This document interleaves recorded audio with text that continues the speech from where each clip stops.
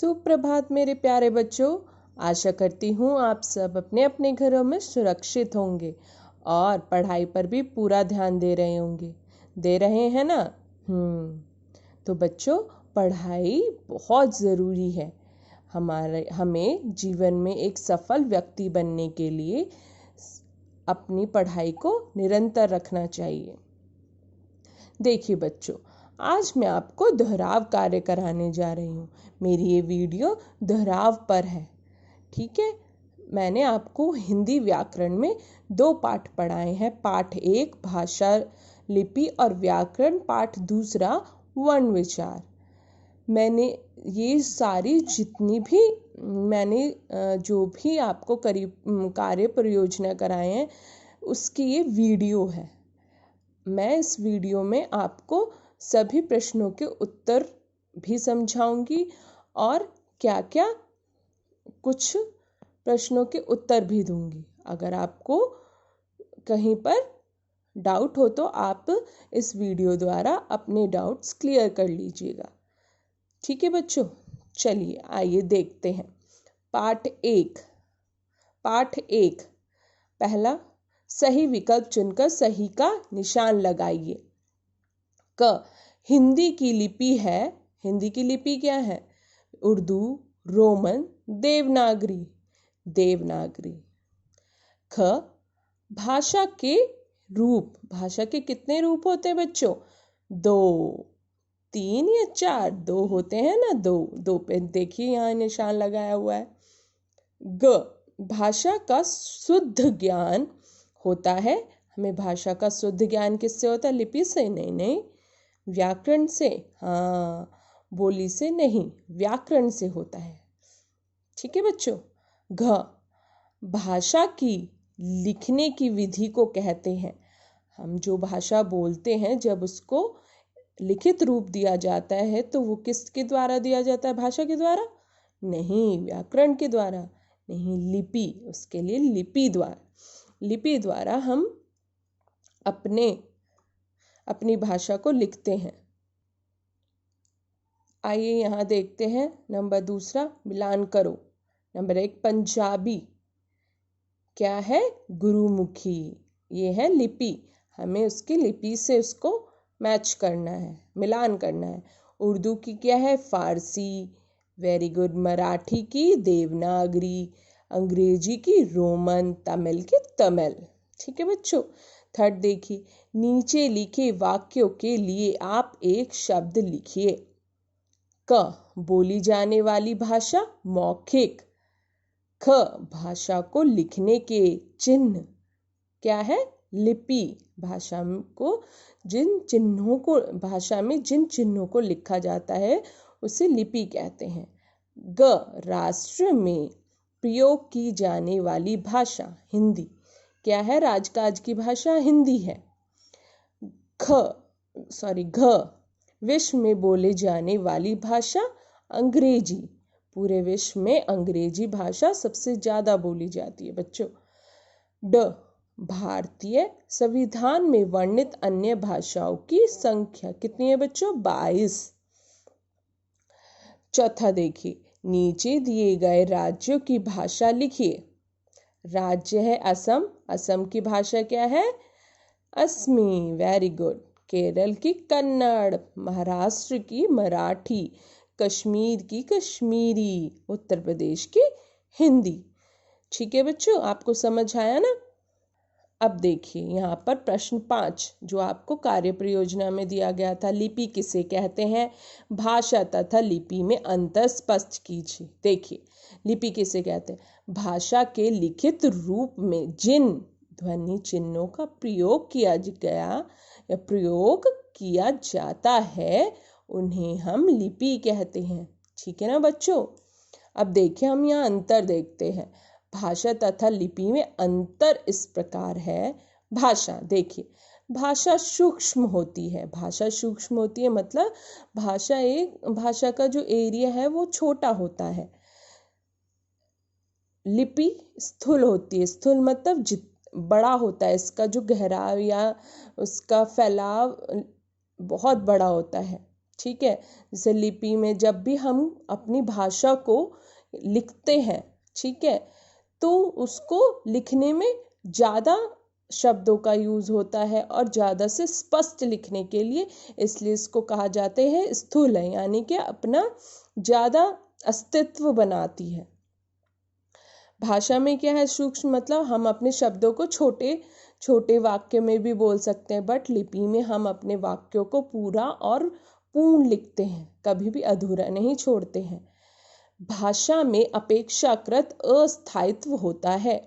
अस्थायित्व मतलब उसको बोलते हुए खत्म हो गई, उसका कोई क्या बोला, किसने बोला, कैसे बोला, कब बोला, वर्ड टू वर्ड कोई भी नहीं जल्दी से याद रख पाता है, क्योंकि भाषा उच्चारित होते ही गायब हो जाती है। यहीं देखिए लिपि में अपेक्षाकृत स्थायित्व होता है, क्योंकि ये लिखी जाती है, लिखा हुआ जैसा वैसा का वैसा ही रहता है और उसको कोई भी पढ़ सकता है। बट भाषा को जो तुमने बोला है वो कोई और नहीं एकदम से बोल सकता है, वही सारे वर्ड्स, ठीक है बच्चों, वही सारे वर्ड्स जल्दी से कोई भी व्यक्ति या जल्दी से कोई व्यक्ति सोचकर नहीं बोलेगा, ठीक है बच्चों। भाषा ध्वनात्मक होती है। ध्वनात्मक मतलब ध्वनि निकलती है भाषा को बोलते समय। लिपि दृश्यात्मक है। दृश्य मतलब देखी जा सकती है। भाषा को हम देख नहीं सकते, सिर्फ सुन सकते हैं। भाषा ध्वनि संकेतों की व्यवस्था है, ठीक है। जो भी भाषा में जो भी ध्वनि निकलती है उसको व्यवस्थित रूप से ही बोला जाता है, तभी वो भाषा बनती है। लिपि वर्ण संकेतों की व्यवस्था है। जो भी हम बोलते हैं उसमें वर्ण होते हैं, तो उन वर्णों की व्यवस्था को हम क्या बोलते हैं, लिपि। तो बच्चों ये थी पाठ 1 की कार्य परियोजना, जो मैंने आपको पहले ही दी गई है, आपको पहले ही ये दी गई है। आज मैंने आपको इसको पढ़कर और हल कर समझाया, ठीक है बच्चों। अब आती है पाठ 2 वर्ण विचार। सही शब्द लिखकर वाक्य पूरा कीजिए। सबसे पहला देखिए, अनुस्वर ध्वनि का चिन्ह अंग होता है, ठीक है बच्चों, इस पे ध्यान दीजिएगा। अनुस्वार को हम कैसे चिन्हित करते हैं, बिंदु से, ठीक है। अब देखिए देखिए विसर्ग का उच्चारण आधे ह के समान होता है, ठीक है। जैसे कोई भी ऐसा शब्द जिसके पीछे 2 बिंदु लगे हों, जैसे बच्चों देखिए 2 बिंदु, मैं यहाँ पर एक एग्जाम्पल के थ्रू आपको बता देती हूँ। ऐसे इनको क्या,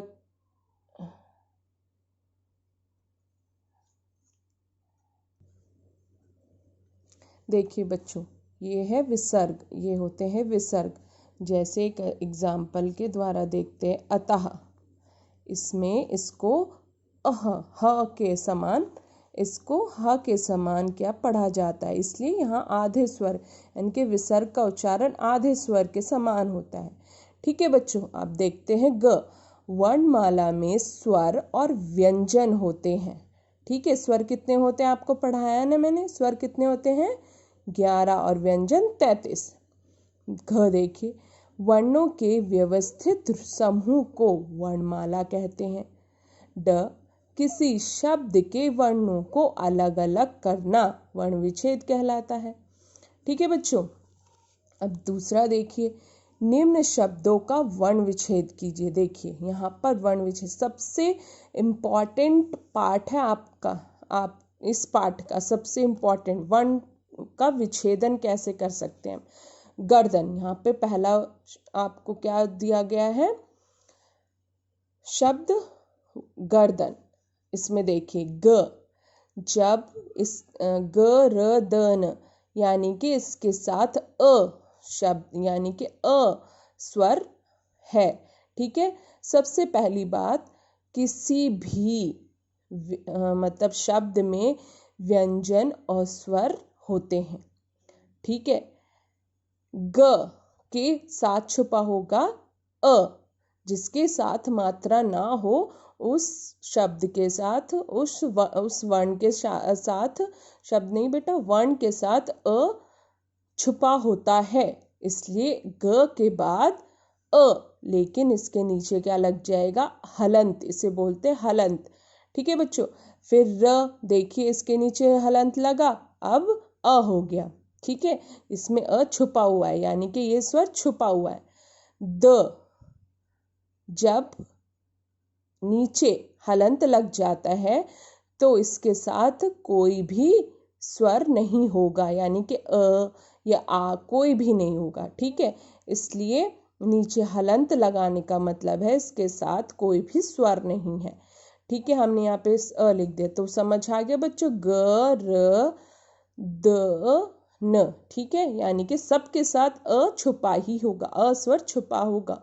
क के देखिए हलंत लगा, र र के बाद कोई हलंत नहीं लगेगा, कोई मात्रा नहीं, क्योंकि खुद एक मात्रा का रूप प्रकट कर रही है। त अ व य अ। ठीक है बच्चों, गर्मी, ग अ र अ म, बड़ी की मात्रा, यहाँ बड़ी की मात्रा है ना बच्चों।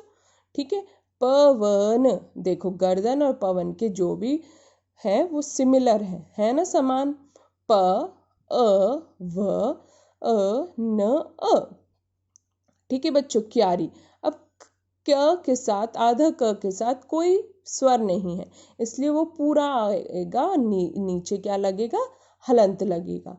या के साथ आ का डंडा है तो आ गया। ठीक है बच्चों, स्वर है ये। प्लस र प्लस ई की मात्रा, बड़ी ई की मात्रा है ना बच्चों, देखिए। ठीक है, क्यारी बन गया। ऐसे ही हम वर्ण विच्छेद, अगर आपको कभी भी वर्ण विच्छेद दिया गया हो, यानी कि वर्ण का विच्छेदन दिया, तो आप उनसे शब्द इजीली बना सकते हो। ठीक है बेटा। अब थर्ड देखिए, उचित स्थान पर अनुस्वार तथा अनुनासिक का चिन्ह लगाने, यानी कि अनुस्वार के पर बिंदु लगाना है उन शब्दों पर, और अनुनासिक पर चंद्र बिंदु। ठीक है, चंचल, चंचल में देखिए अनुस्वार का बिंदु आता है, अंधेरा में अनुस्वार का बिंदु। अब देखिए बच्चों, यहाँ देखिए, अब ये शब्द है ग, सुगंध, ऊपर देखिए बिंदु आया, गंदगी, यहाँ पर भी अनुस्वार है, पूंछ, यहाँ पर अनुनासिक शब्द चंद्र बिंदु, आधी, यहाँ पे आंधी। ठीक है, हिंदी, हिंदी, चांदी, चांदी, यहाँ पर अनुनासिक शब्द आया। ठीक है बच्चों, अब मैंने आपको बोला था चौथे प्रश्न में देखिए, र के विभिन्न रूपों वाले 5 शब्द लिखिए। र के, बेटा मैंने शायद पहली जो वर्कशीट दी थी उसमें ये शब्द पे गलत र चढ़ गया था, वो शब्द ठीक कर लीजिएगा। ठीक है बच्चों, देखिए र के विभिन्न रूपों वाले शब्द देखिए, कृपा, ये र आया, विभिन्न रूप है, ये इस प्रकार का र आया। कर्तव्य, कर्म, राष्ट्र, ये भी एक प्रकार का र होता है। और रत्न, ये तो हम पढ़ते ही हैं, ये र तो सिंपल है।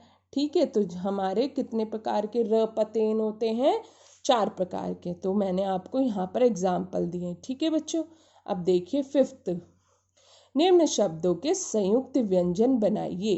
ठीक है, ग, ज्ञ। ठीक है, पहला शब्द क्या लिया था हमने,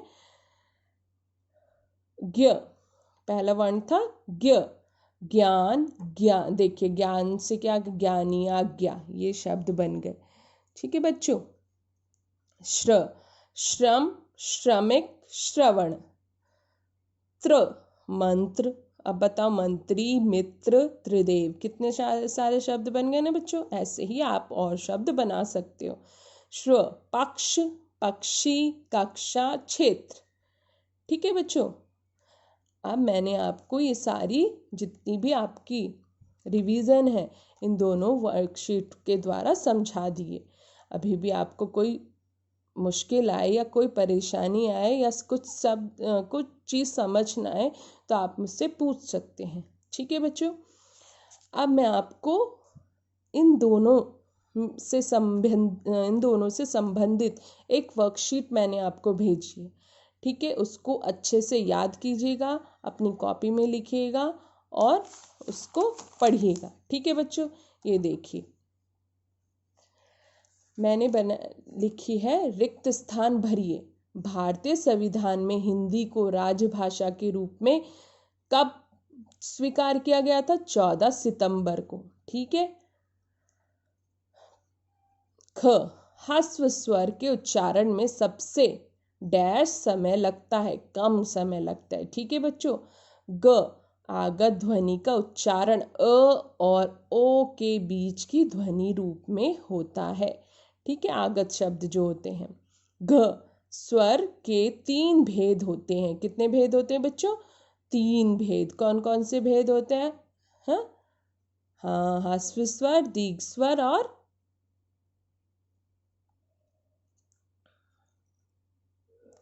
प्रलुप्त। ठीक है, प्रलुप्त क्या बोलते हैं उसे? प्रलुप्त। ठीक है, यानी कि स्वर के कितने भेद हैं? 3। जैसे सबसे पहले कौन सा बताया था मैंने? ह्रस्व, दीर्घ और प्रलुप्त। ठीक है बच्चों, 3 भेद होते हैं स्वर के। भाषा के 2 रूप होते हैं, लिखित और मौखिक। पत्र भाषा का लिखित रूप है। ठीक है बच्चों, पत्र कैसा है? भाषा का लिखित रूप।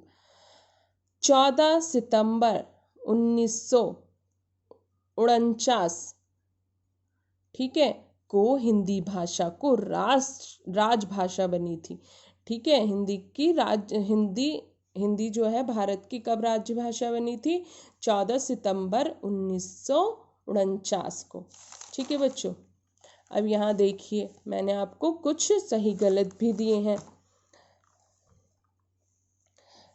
दूसरा है ये, निम्नलिखित कथनों के सामने सही का अथवा गलत के सामने गलत का चिन्ह लगाइए। ठीक है। क, उर्दू भाषा की लिपि देवनागरी है। गलत है बेटा। ठीक है। ख, दीर्घ स्वरों की संख्या 5 होती है। नहीं।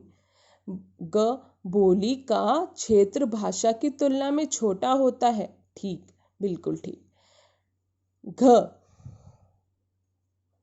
व्यंजनों का उच्चारण स्वतंत्र रूप से होता है। गलत। ड, लिपि में साहित्य लिखा जाता है। सही है बच्चों। ठीक है। च, अ तथा पंचम वर्ण कहलाते हैं। नहीं बच्चों, ये पंचम वर्ण नहीं होते। छ, व्याकरण हमें भाषा को शुद्ध रूप से बोलना, पढ़ना एवं लिखना सिखाता है। ठीक है बच्चों। ठीक है, इस पे टिक का निशान सही आएगा। ज, मात्राओं का प्रयोग व्यंजनों के साथ होता है। किसके साथ होता है? व्यंजनों के साथ। हाँ, बिल्कुल सही है। ठीक है। अब है थर्ड प्रश्न, क्या है? निम्नलिखित प्रश्नों के उत्तर दीजिए। यहाँ मैंने आपको कुछ क्वेश्चन दिए हैं, प्रश्न दिए हैं, उसके आपको उत्तर लिखने हैं। व्याकरण हमें क्या सिखाता है बच्चों?